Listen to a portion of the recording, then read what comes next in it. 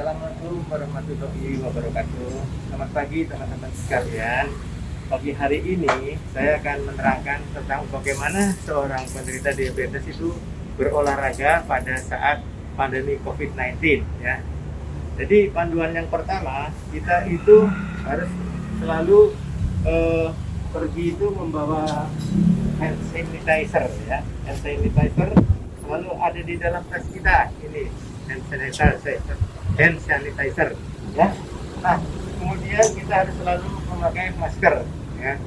Masker untuk naik sepeda ini yang paling baik adalah masker yang N95 tapi yang ada lubang udaranya di sini. Kenapa demikian? Karena kalau kita jalan sepedanya cepat, kita tetap longgar untuk nafas, mudah untuk bernafas ya. Jadi jangan lupakan itu. Kemudian bawa tas ini dan isi perlengkapannya ya. Jangan lupa ada KTP ya di dalamnya atau SIM ya.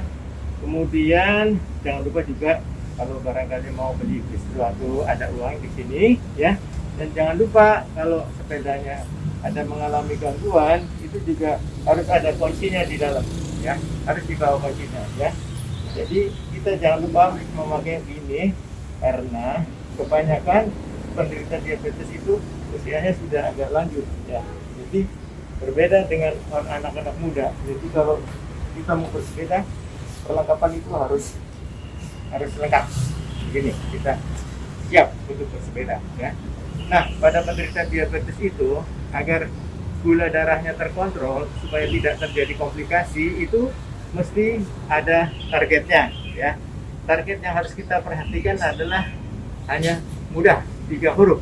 Huruf A, huruf B, dan huruf C. Apa itu A? Itu adalah HbA1c. Adalah kadar gula darah rata-rata dalam 3 bulan, kurang lebihnya begitu. Dia harus di bawah 7. Nah, kemudian B itu apa B? B itu blood pressure. Jadi, tekanan darah itu sebaiknya itu 120/80 ke bawah. Nah, itu apa? Yang C. C adalah kolesterol. Dalam hal ini adalah kolesterol yang jahat, yaitu kolesterol LDL ya. Kolesterol LDL harus di bawah 100 ya agar mengurangi komplikasi.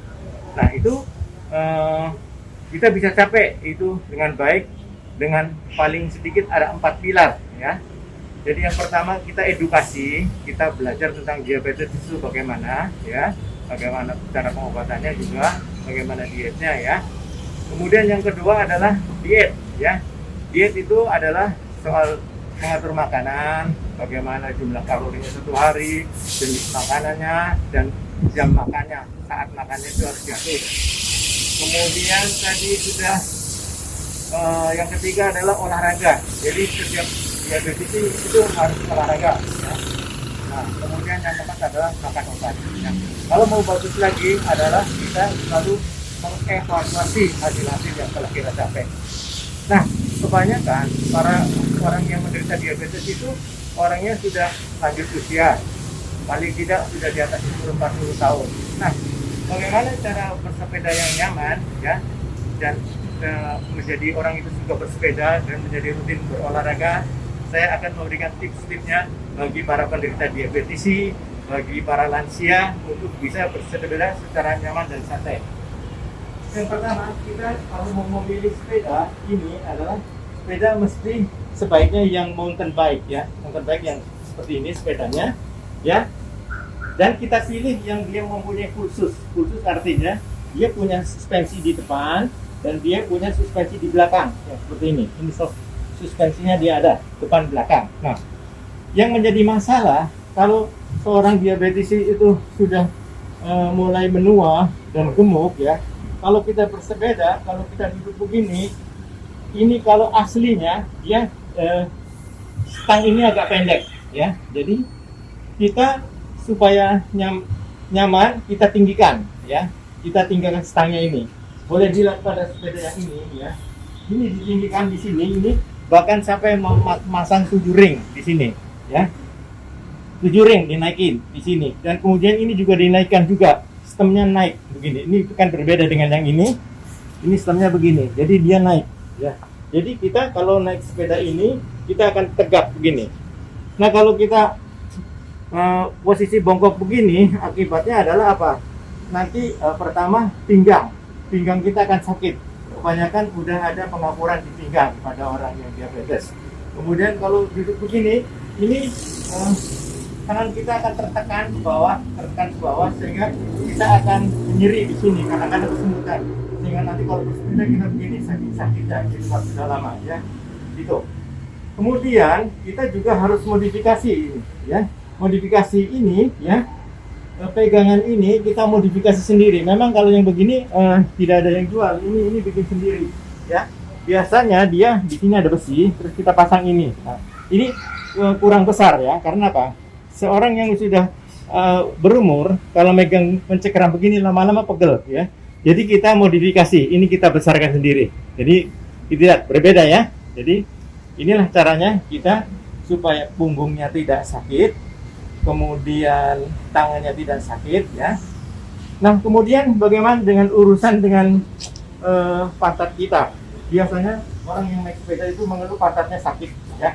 Nah pantat sakit ini ya aslinya kan sepeda yang pakai yang seperti ini ya. Nah kita ganti ini dengan yang gel ya, yang empuk ya. Kemudian coba lihat di sini ini ada pernya ini di sini. Ini ada pernya ya.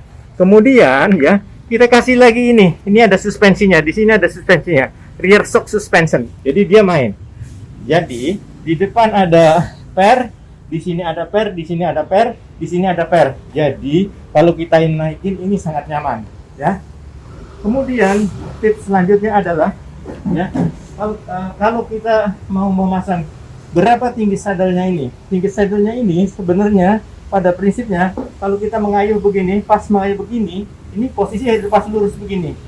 Kenapa demikian? Karena waktu kita mengayuh, ini berarti kita melakukan fleksi, lurus, ekstensi, fleksi, ekstensi. Ini otot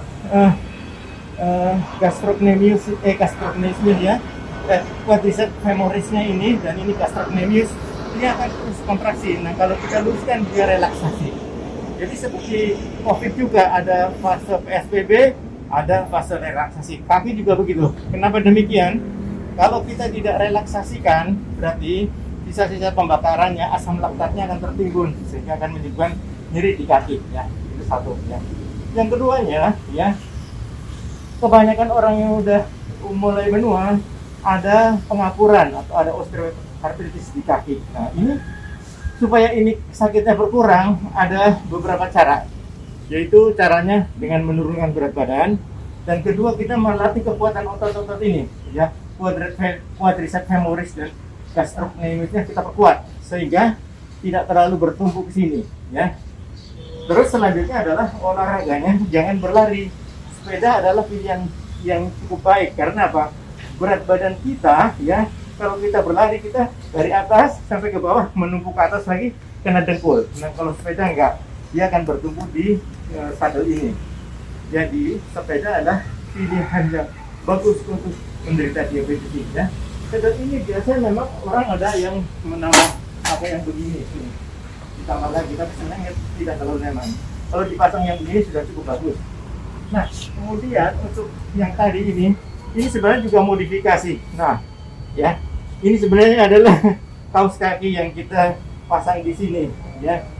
Nah, kalau mau lebih nyaman lagi, ya kita bisa pakai sarung tangan. Kita bisa pakai sarung tangan begini. Kita bisa pakai sarung tangan, paling nyaman. Ini empuk sekali pakai sarung tangan, ya. Pakai sarung tangan, lebih enak lagi, ya. Nah, kemudian kalau kita bersepeda, faktor keamanan juga harus kita perhatikan, ya. Nah, kita di sini kita pasang ini kaca spion. Kaca spion ini sebenarnya bukan spion untuk sepeda. Ini adalah modifikasi dari spion sepeda motor kita pasang di sini. Kita nanti akan ada seri yang khusus untuk membicarakan bagaimana memasang kaca spion dan membuat yang ini, ya. Kemudian kita juga mesti harus ada lampu depan ini kalau malam, ya. Juga harus ada lampu di belakang ini di sini, ya. Tapi sebenarnya lebih aman lagi juga di sini kalau malam kita pasang lampu, ya. Jadi kira-kira itu aman untuk lebih aman dan nyaman untuk penderita diabetes sih. Nah ini kalau lebih aman lagi ini pakai helm yang begini ya. Jadi terus begini, kalau pada penderita yang diabetes dengan pengapuran di kaki ya, supaya lebih enak ini bisa juga pasang beker di sini ya. Kita pasang beker ya. Dan untuk aman lagi sebenarnya pakai baju yang sangat panjang, karena kalau jatuh jadi yang lecet hanya bajunya bukan orangnya ya.